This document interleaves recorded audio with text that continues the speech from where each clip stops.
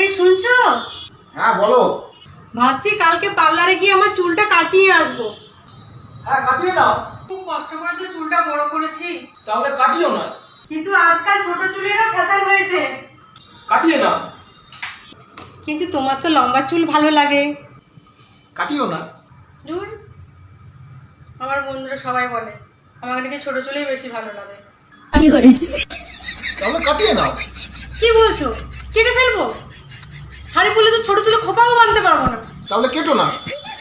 তবু একবার কেটে দেখি না, তো কাটিয়ে নাও। যদি কেটে খারাপ লাগে? কাটিও না। ভাবছি কেটেই নি। কাটিয়ে নাও।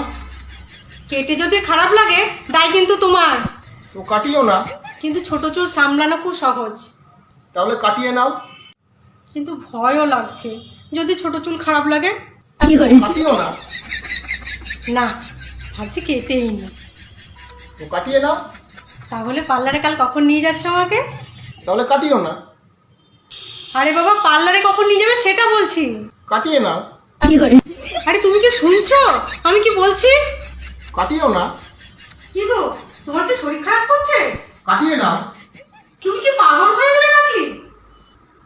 কাটিয়ে নাও। কাটিও না। কাটিয়ে নাও। কাটিও না।